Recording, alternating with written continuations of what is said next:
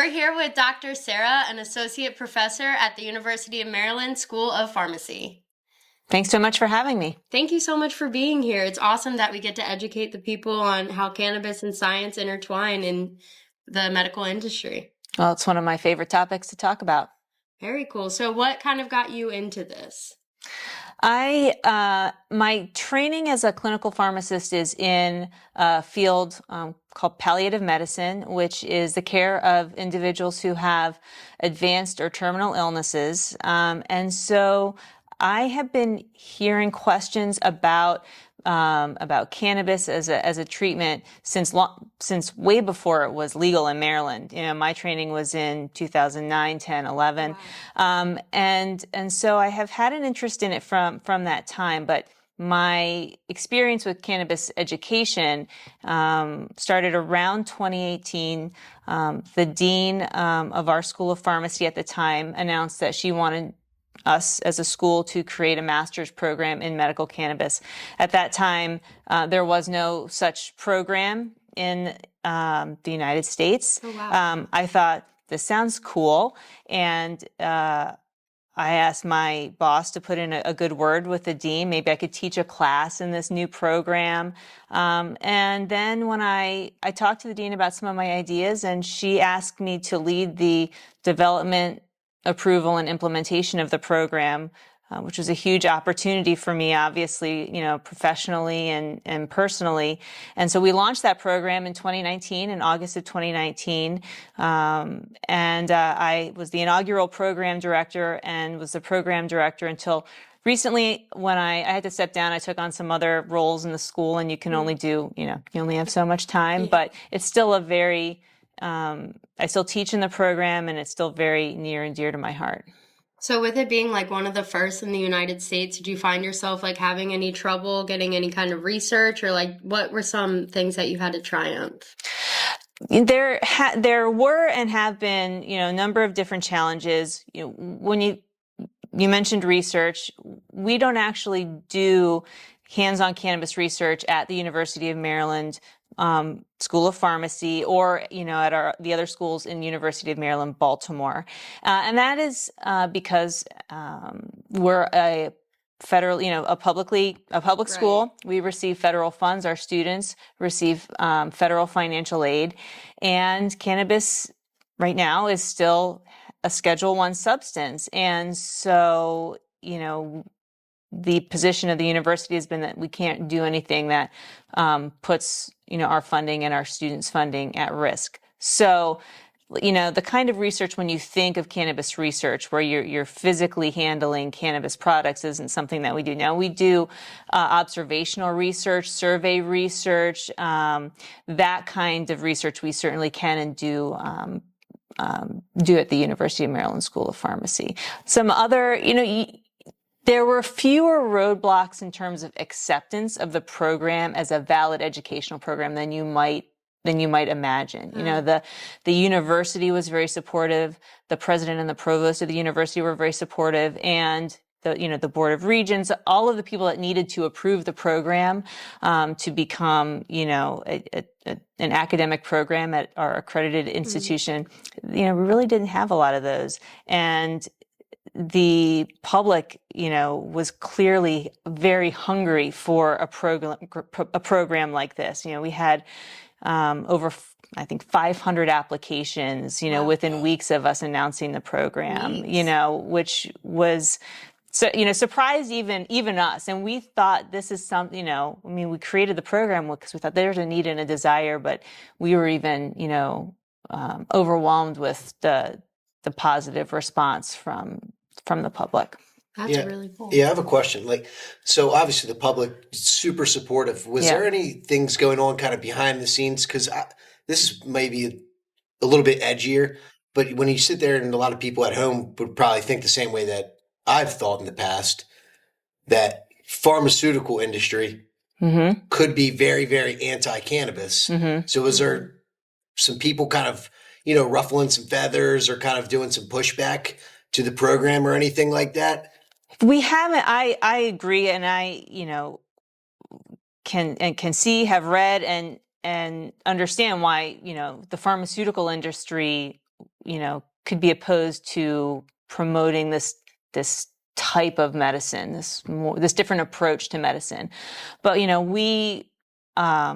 we're not funded by the pharmaceutical industry. We're a University of Maryland academic institution, and so that pushback wasn't something that was a concern to us or to our administration at the university.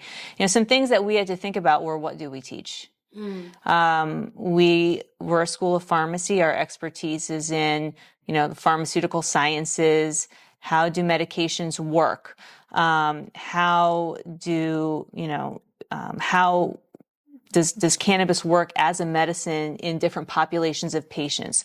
What policies and regulations affect how people can use medical cannabis? And so we really had to think of what's our expertise, what makes sense for us to teach. And so, for instance, things like agriculture and cultivation are not a part of our academic program. Okay. Certainly, this isn't, that's also information that individuals want, but it's not really within our wheelhouse. So we had to, kind of be really intentional about, what it makes sense for us to teach.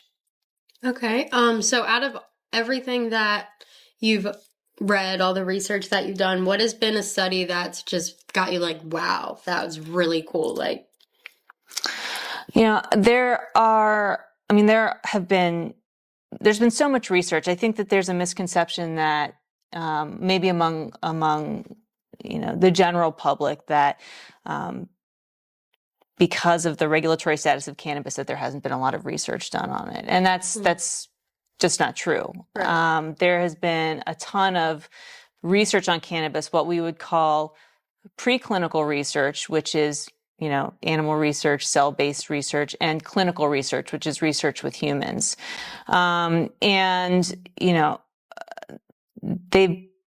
These studies have looked at a number of different, many different conditions, pain, different types of pain, neuropathic pain, cancer pain, nausea and vomiting. So it's hard to pick just one, but I think it's important to to understand that there's a ton of research going on, and a lot of it's going on outside the U.S. Right. Because it's challenging to do research in the U.S. Primarily because it is a Schedule I substance and all of the restrictions associated with that. That's really unfortunate, but hopefully one day that changes and we're able to do more research hands-on in the United States.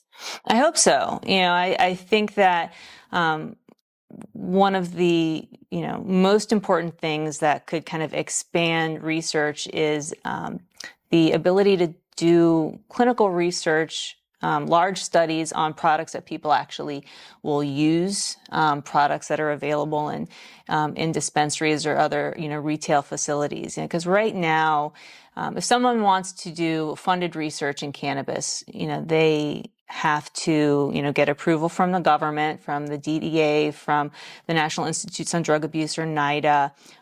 They have to get the cannabis product from, an approved, facility, and those approved facilities may or may not be, have products available that actually represent what someone might get if they were to walk into a retail facility and get a cannabis product. Right.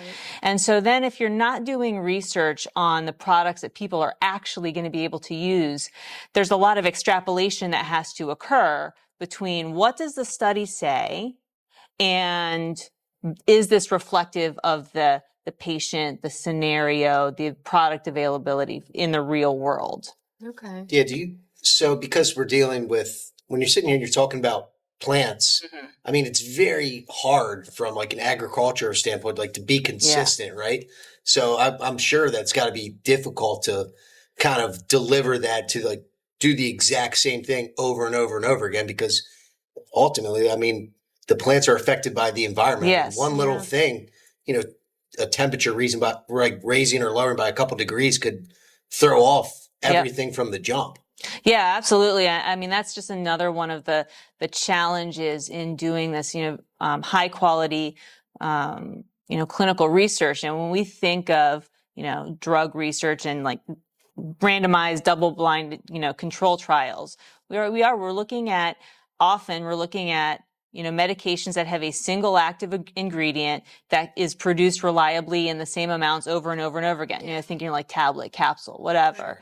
And so not only, as you've said, a number of the challenges with the product itself, especially if it's a botanical product and the variations, between products, but also the administration method, which is particularly a challenge with inhaled formulations because of the different ways that people, can use it, right? And how do you get consistency, so that you have reliable results, what I would, call, valid results, reproducible, that we know are going to be the same from one study to the next, especially, you want reproducible studies because it's hard to get the kind of numbers that we would want. When you think of a drug study, ideally they have studied this drug in thousands of people, right? Very hard to do that. Another way to get those kind of numbers is to do a lot of smaller studies, but the studies have to be similar enough in their methodology that you can actually combine those results, which is another challenge with cannabis research is that the methods that different researchers use are so different from each other. It's really hard to kind of combine the results because they get to the results in such different ways. And they're probably like using different strains and stuff too. Exactly. So. Okay. Yeah.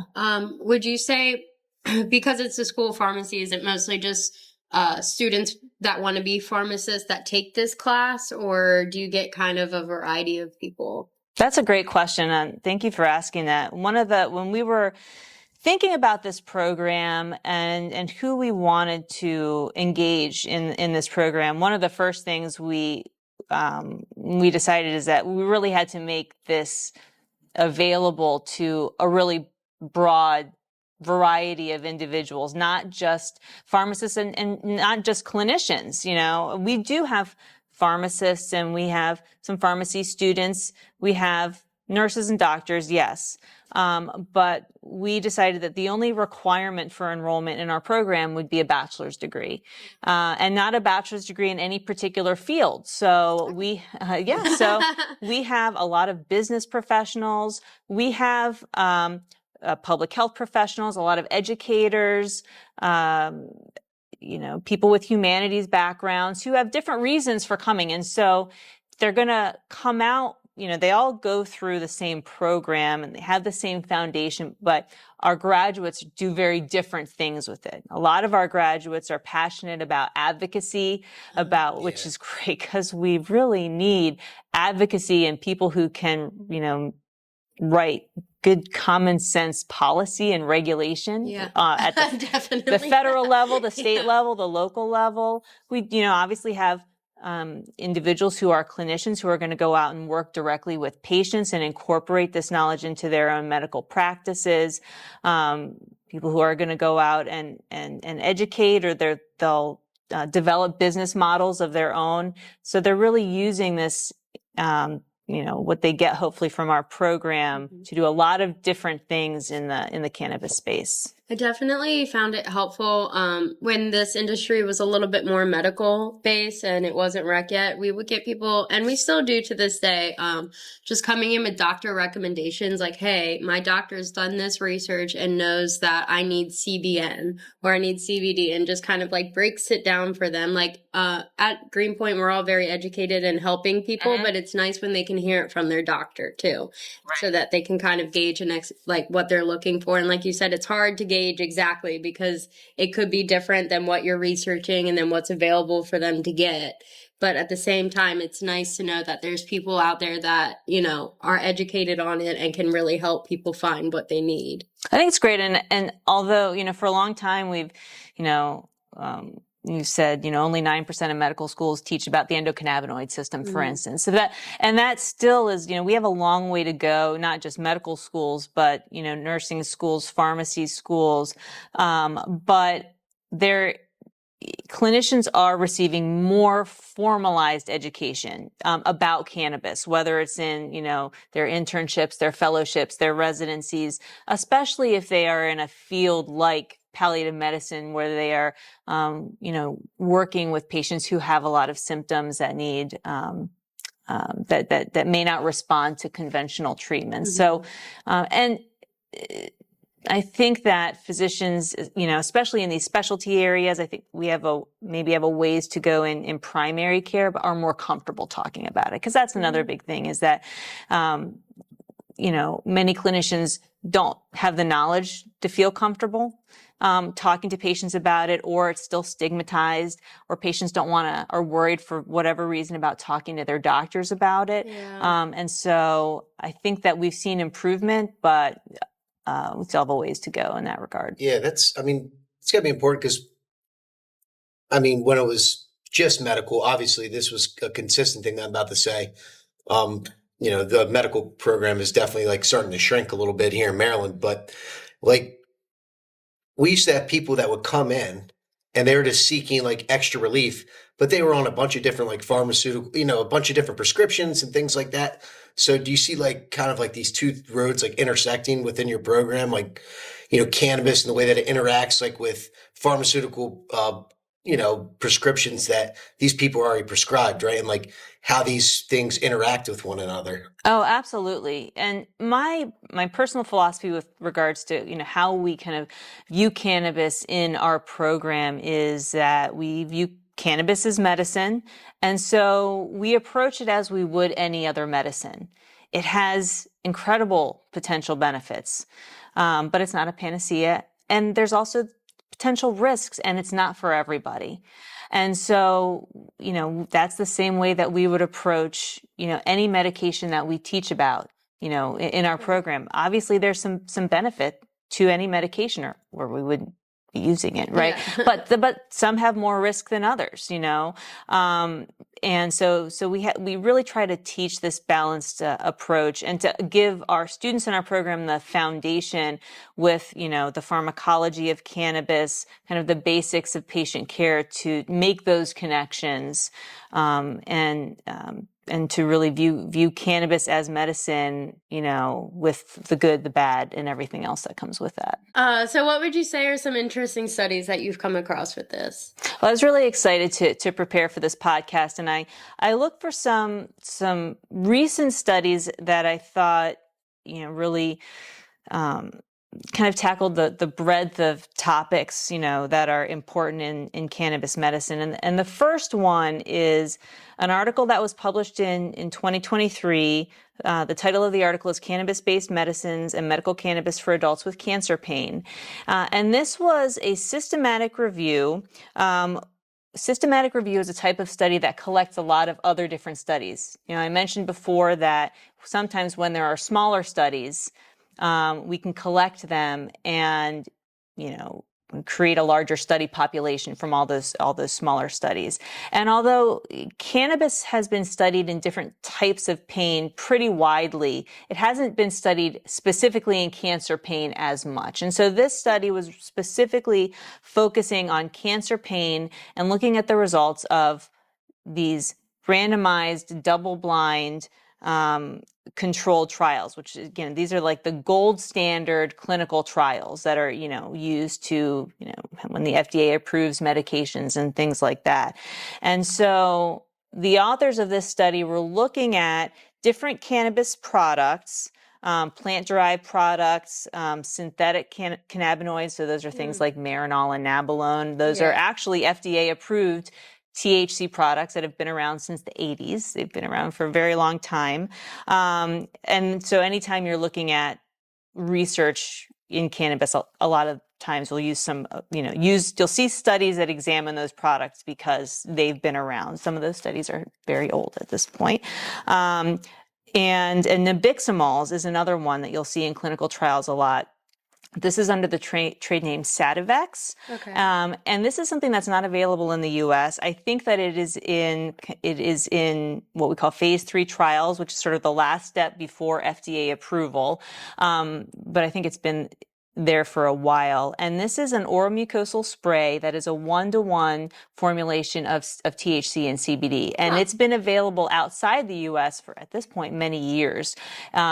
Approved, I think, initially in England to treat muscle spasms associated with MS. And so this, a lot of studies, and this is a plant-derived product, so it's not a botanical product per se, but it's a plant-derived product. And so you'll see this in a lot of studies that are done outside the US, because we don't have it here. Is that something that people there need to have a prescription for? They can just go in anywhere and purchase it? I would assume that this is an approved product, and so this would be available by prescription in those countries. Okay. And so the authors of the study looked at people using all of these different types of products in different studies, and looked at how well it relieved pain in patients whose pain wasn't adequately relieved using strong pain medications like opioids. Okay. Because it's pretty normal for patients with cancer to be using opioid pain medications, right? That's a very common approach to treating severe cancer pain. So we are looking at in patients for whom that's not enough. They still have pain after using opioids. What is the effect of a cannabis product on that pain? And so they looked at 14 different studies, about 2,000 participants over all the studies. And what this study found is that there wasn't a particular treatment that was better than placebo, so better than no treatment. So when you are looking at these placebo-controlled trials, you look at what you really want to know is, does the experimental treatment, in this case a cannabis-based treatment, perform differently than something that is formulated ideally to seem the same but doesn't have any active product in it? So they didn't tell people what they were getting. Right. They just gave them something to see how they would react. Right. So you don't know. So yeah, if you're a participant in one of those studies, you don't know if you're in the control group getting a placebo or the experimental group getting a cannabis product. And they didn't find, and in this systematic review, they didn't find a difference. Now there's a number of potential reasons for that. Potentially, one is that there is no difference, right? To be upfront, that maybe in this specific population with those products, there isn't a difference between cannabis-based products and placebo. We also have to think about, it's really hard to actually blind any study with THC. Yeah. Okay. Because THC has, a cognitive effect, and most patients, will identify if they're in the active group or the placebo group. Yeah.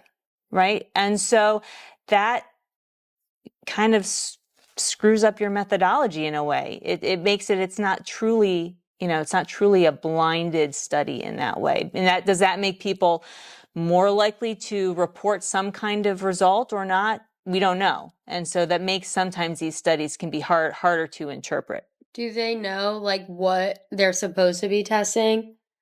Would they tell them some of this might be cannabis, so they'll know to look out for those symptoms? So they would know. So when an individual agrees to participate in a study like that, they would know that they, could receive a cannabis product, or they might receive placebo, but they won't know which one. And they'll know, here is what we're going to be asking about, the quality of your pain, about how much opioid you're using, and things like that. So they'll know all those. The only thing that they won't know is, because everything should be absolutely identical within the methodology between the two groups.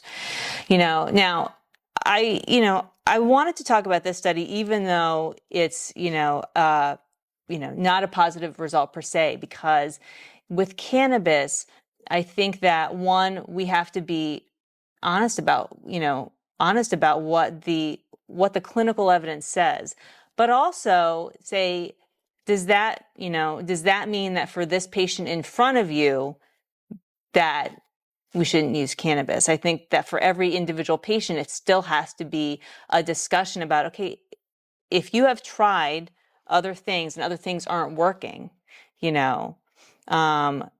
then cannabis could still be a viable option for you to try.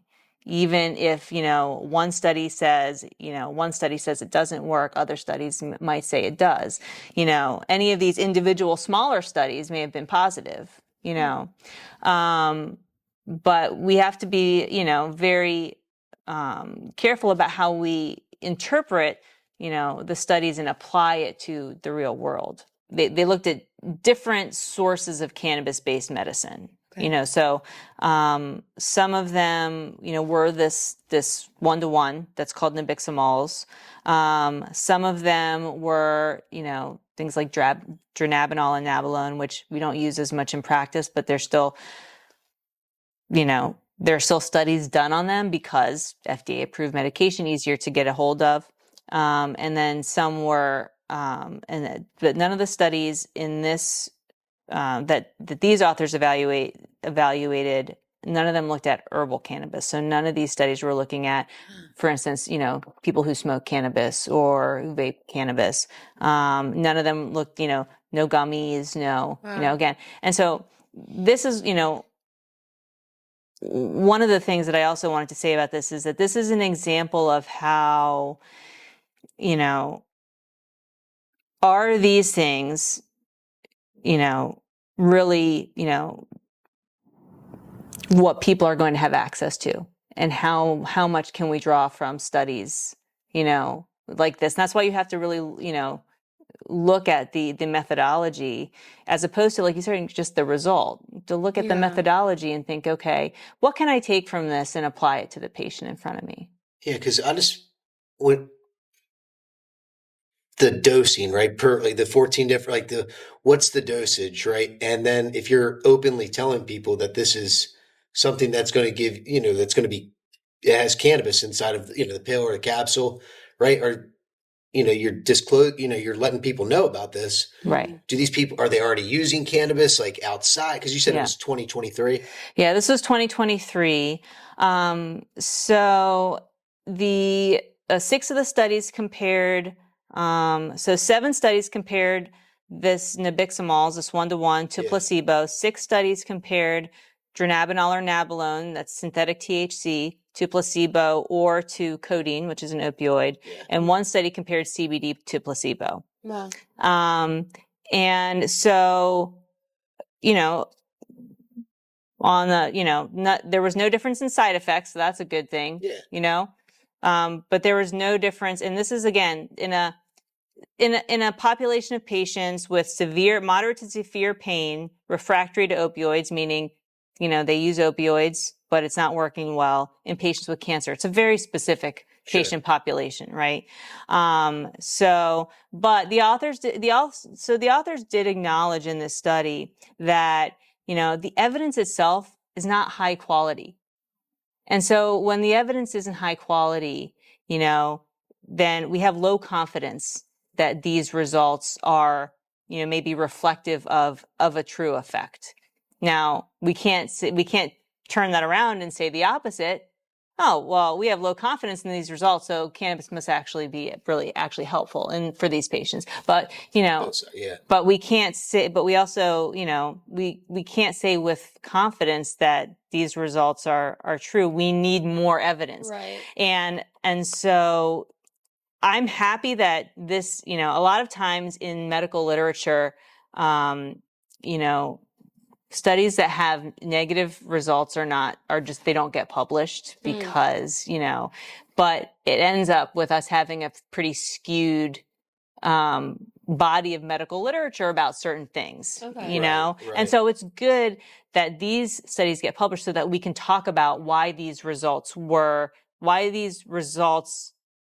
the way they are, and what do we need to do to become more confident in results. Now, if this truly is the result, if this truly is what it is, fine. It's important to know. But if it doesn't reflect maybe what we, if it doesn't maybe reflect a hypothesis that we have, why is that? And what other, like, what could we do differently? What different methodologies, what do we need to do to be able to develop studies that we think that we could have higher confidence in the results that would better help us serve our patients? And so even studies like this, which are disappointing to read and sometimes to talk about, are important to talk about. Another study that I wanted to talk about was a study that was also published in 2023 called Medical Cannabis-Related Stigma, Cancer Survivors' Perspective. Now, this is a very different kind of study. This is not a clinical trial. This is a study where the investigators did detailed interviews with patients, with cancer patients, about the stigma that they felt. Okay. Talking to their families, talking to their doctors, and even internalized stigma related to medical cannabis. And so these were all patients who had reported using cannabis to treat some symptom associated with cancer, or used it to treat the cancer itself, things like pain, nausea, vomiting, appetite, and things like that. And so what this study found was that patients, a lot of them were concerned about stigma, what they termed here as stigma in the medical realm. So worry that their doctors would have a negative view of them asking about cannabis, and so it promotes secrecy between the patient and the doctor, which you don't want. Yeah, and I've heard like when people are on like pain relief trials and things like that, they tell them that they can't use cannabis, but again, it's just one of those things where it's like, do I tell my doctor? Which you should. You should always let your doctor know. Right. But I can understand where people are coming from with the stigma of it. Was the study the second one that we're talking about now? Yeah. Was this in the United States, or was this? This one is in the United States. Okay. So this was one that recruited 24 people from dispensaries in 7 states and Washington, D.C. The participants were mostly women, ages 30 to 71. About half of them had metastatic cancer, some had early stage cancer, and some had cancer that was already in remission. And they all, they were recruited from dispensaries, so we're all actively, using cannabis products to treat various symptoms. And about 50% of them reported that they felt some stigma occurring in the medical domain, that they felt that they were being labeled as a substance abuser, which I think is still pretty common, in the medical field when people report using cannabis. One participant reported being worried about being dropped from her health insurance plan if she reported using it. Oh, wow. My mom would be worried about something like that. Yeah. That's why she doesn't tell the doctor that she drinks, or I wouldn't have even thought about that. Yeah. Even I've heard people say that they don't even tell their doctors that they smoke cigarettes because they're worried about like ramifications on the insurance side of things. Yeah, like they're just they're nervous about it. Right. Yeah. And I think that it's understandable to be nervous about it, because there is still a lot of stigma and a lot of misunderstanding on the part of the medical community about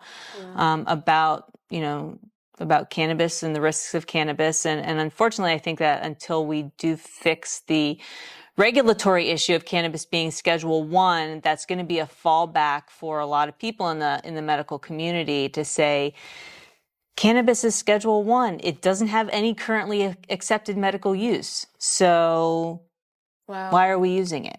And that's the reality of, what, the thought process is, and why it needs to change, and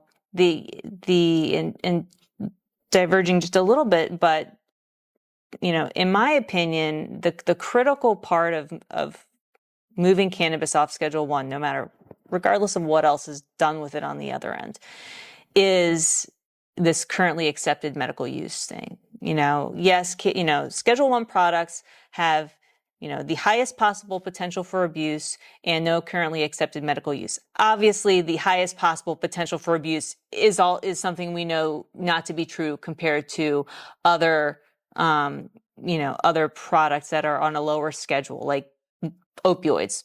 Right. Are mostly Schedule 2, except for heroin. But morphine, oxycodone, these are all Schedule 2, a lesser schedule than cannabis.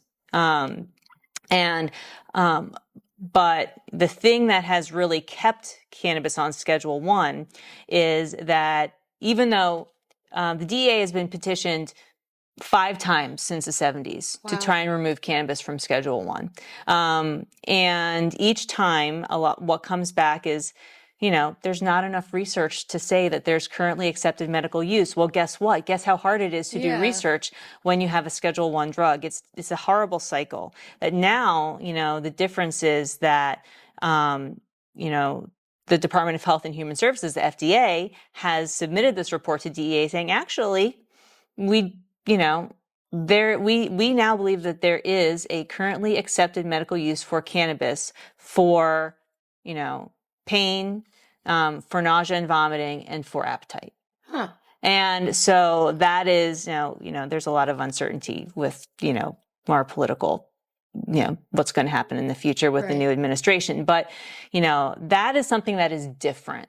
That is, why I have been hopeful that, cannabis would be removed from Schedule 1 and would just open up, I think, so much in terms of how the medical community perceives cannabis, which I think would probably be the if it were to move to Schedule 3, I think that would probably be the biggest change. Mm-hmm. But I don't want to, discount the importance of a change in mindset.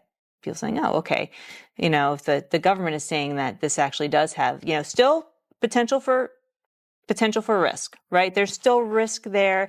And we know there is some potential for risk. Cannabis use disorder is a real thing. It's not completely innocuous, right? But there's a medical purpose for this. And so I'm hoping that would help reduce some of the stigma and encourage, patients like the ones in this study to feel more comfortable talking to their doctors about it, about using it, or even, people who aren't cancer patients, still reporting this, to their doctor so they can check for things like drug interactions. As you mentioned, the cannabinoids we know are metabolized in the liver, just like many, many medications are. And so when medications are metabolized in the liver, that that means that they can interact and increase the levels of some or decrease the levels of others and cause unwanted or unexpected effects. Cannabinoids are no different. They're a chemical that does the same thing. But, if your pharmacist, your doctor aren't aware of it, then they can't, help to keep you safe, right? And reduce potential harms. And so that's what we want people to feel comfortable talking to their doctors about cannabis for. Yeah, because their doctor could prescribe them something that counteracts cannabis or just gives adverse effects with it, like a heart medication or something like that. Right. Yeah, it's been years ago, but I remember being on the other side of the counter talking to somebody. And they started coming in more consistently. Like they found a product that was working really well for them. I think they were doing the little Dixie tablets, the 1-to-1, like little, microdose little tabs that you just let dissolve in your mouth. But I guess it's been so long. I might not get the story perfect, but they were on blood pressure medication, and then they started using cannabis regularly. All of a sudden, they started feeling like super, super fatigued, lightheaded, right? Like, it can be really scary for somebody. Yeah. And then, she went to the doctor and, went through all the, checking all the boxes, you doing anything different? And she finally opened up to the doctor. Like, well, I have been using cannabis regularly now. So, I mean, you look at that as it was scary for her when, she started getting those side effects. But I mean, I think she ended up coming off like her blood pressure medication or whatever it was that she was on. So she came off of one of the prescriptions that the doctor had given her, and she replaced it with cannabis. Yeah. But, that can, that's, you never know. Well, it just, shows the importance of, if you can, to have an open and trusting relationship with your healthcare provider so that you can have those conversations and make those decisions, based on the reality of individual patient situation. I think that the interest in cannabis as a medicine is really indicative of a larger kind of change in how people feel about being involved and active decision makers in their own healthcare. You know, we're moving away from, you know, a healthcare system where you go to the doctor and the doctor tells you what to do and you do it, and it's not a discussion. It's a one-way discussion, right? And so this interest in cannabis and other alternative forms of treatment, you know, I think is, you know, says that people want to take control of their own health and be equal decision makers in pursuing treatments that, you know, will improve their lives.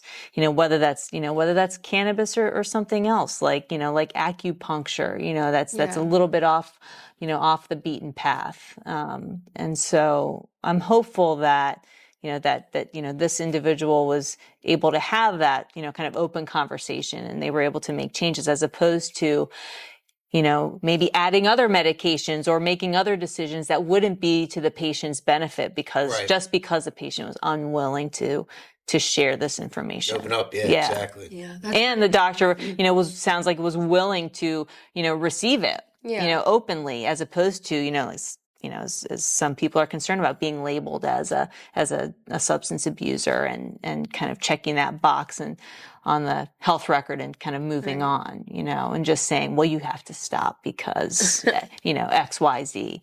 I think so. That's a positive story, I think. Yeah, definitely. That's one thing I always look for whenever I'm looking for a new doctor for whatever. Yeah. Somebody that's open to it. I tell them that, like, hey, this is what I do to help medicate myself. And just, you know, if they're not cool with it, I don't know if I feel comfortable going back to that person, because based off of my own personal research with myself and my body, I find I know what works for me. And it's nice to get other people's input when they are familiar with it, when they are educated with it, and they can just kind of help guide me. Okay, well, in the morning, this time, or just, you know, whatever it may be, it's helpful to know that there's people out there that understand it and want to help with it. Absolutely. Yeah, my doctor said the exact opposite to me. I haven't been back to him since. But I told you know, he's like, "What you been up to?" And I had just gotten into it. This must have been in 2018, because I had just started with the company.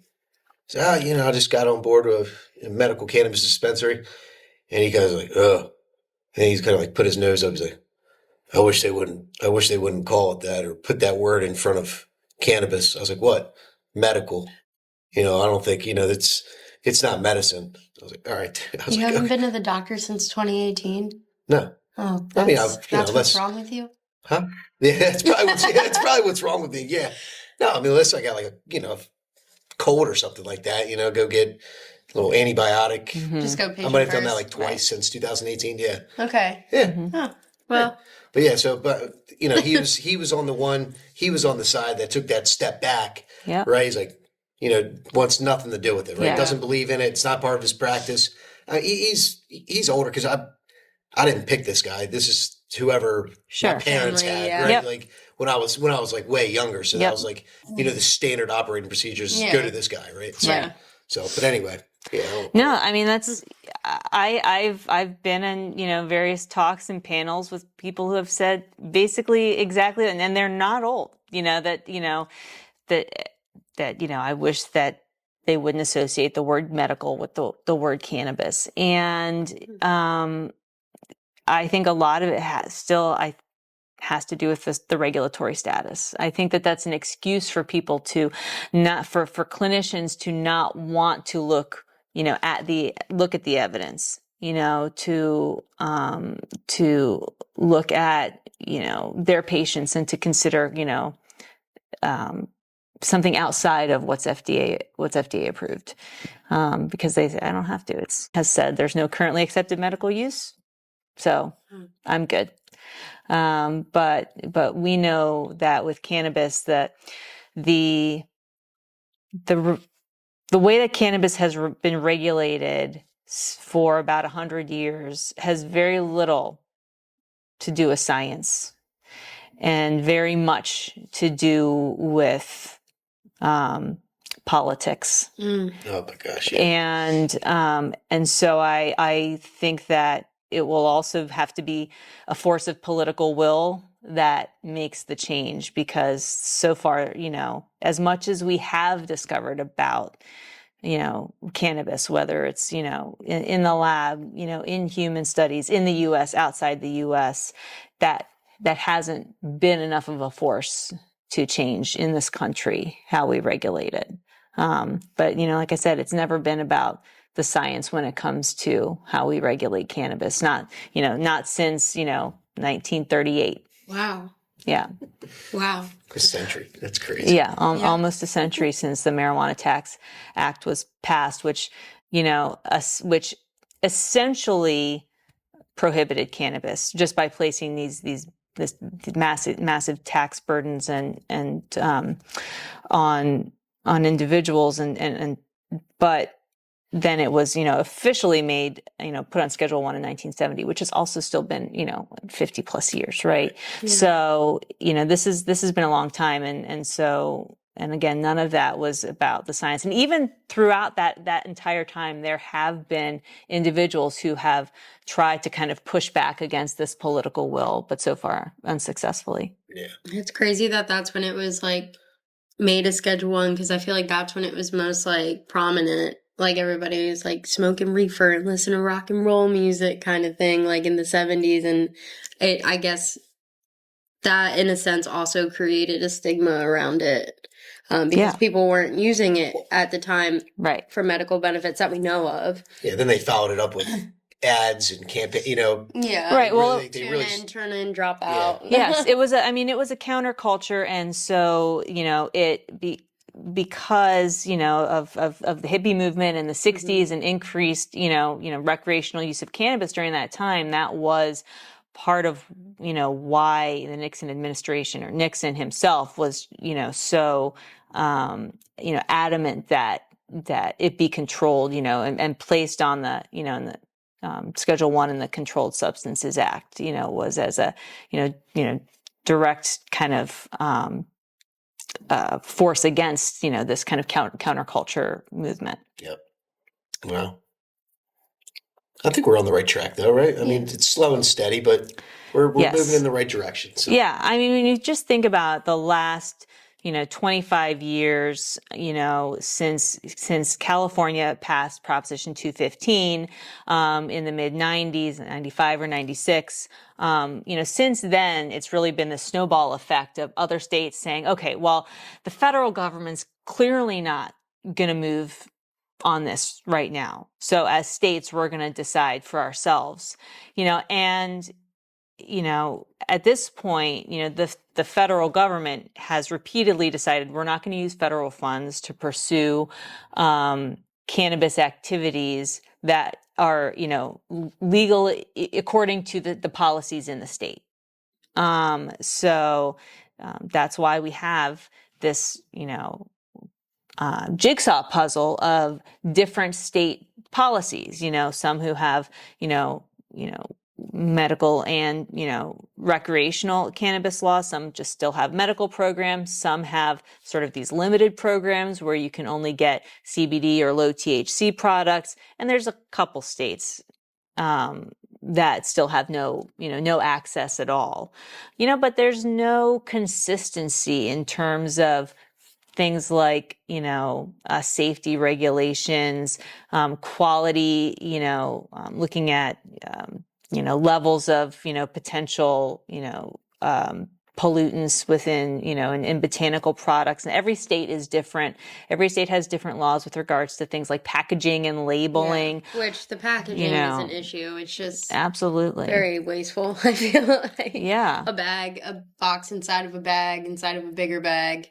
It's just a little excessive. Right. Yeah. And how do you, especially in states, where you have, a lot of access, how do you, reduce potential accidental ingestion by children, for instance, things, those sorts of, labeling and packaging, just to make sure that, we're reducing potential harms for people that can't read a label, that can't, make those, decisions on their own. The last study that I want to talk about, I think it makes me very hopeful. This is another one published in 2023. It's actually a conference abstract, so not a full-blown article. But this was, the investigators in this study were surveying hospice and palliative medicine fellows. These are trainee doctors who've graduated from medical school. They completed their residency, but they want to specialize in palliative medicine. Okay. Taking care of these patients with advanced or terminal illness, things like cancer and other serious illnesses. And so this study surveyed these fellows about what kind of training they had related to cannabis and to medical cannabis.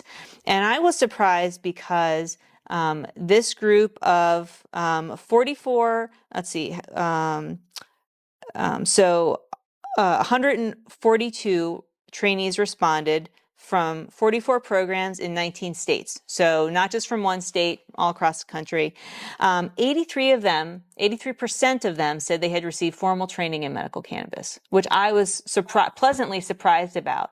Now, did this, was this part of their residency training? Did they learn it on the job? Did they learn it in medical school? It didn't go into that kind of detail, but in addition to that, 66% reported that they discussed medical cannabis with more than 5 patients in the previous year. Oh, wow. So over half of them are discussing medical cannabis with patients, not just once or twice, but more than 5. And 29% had recommended to more than 5 patients that that medical cannabis was a therapeutic option. And then, so the kind of flip side to this was, despite kind of this training, only about 20% of them reported feeling informed enough to make, clinical decisions. Oh, wow. So we're talking about, but, we've received training. We're talking with patients about it, but there's still a long way to go with regards to training our medical professionals, especially, treating patients with these advanced, complicated illnesses like cancer. To kind of think about how do we incorporate cannabis as a therapeutic option into our discussions, into our treatment plans. So I think, as we said before, we're on the right trajectory, but there's room for improvement. Yeah, 100%. absolutely. And it's hard to do any kind of research when there's no federal okay on it or anything like that. And you can't have medical professionals trying it themselves because you can't be, Right. you can't be using it. Yeah. That's a good point, is that, medical professionals don't have to, just like, I'm a pharmacist. I know, about many, many different medications. Very few of them have I actually ever taken on my own, but I'm still qualified to educate patients on this, to educate doctors about how to use these medications. And again, the way that I think about cannabis is that cannabis is medicine. And so I don't need to use it to be able to educate people about the likely effects, both, beneficial or, potentially, unwanted. And I can still, interpret, evidence to educate doctors about how to make decisions for patients, to educate patients themselves. So, I think that the more clinicians who have this kind of education to feel comfortable, the better job we'll do of, optimizing care for our patients. Yeah. I think it's really good what you're doing. It's good that we have a program at the University of Maryland School of Pharmacy that is teaching and informing people about something like this. I think it's really important and it's awesome. Well, and being a leader Yeah. for the entire industry, for the country as a whole, as thing keeps progressing, to be the first one to have a master's program, right? That's impressive, and you led the charge. So, well, thank you. So thank you. And it's been extremely, validating and gratifying, but really the leaders and the trailblazers are our students and our graduates who are, taking this knowledge and then paying it forward by educating all the people that they interact with. And then, they're really doing wonderful things in the industry.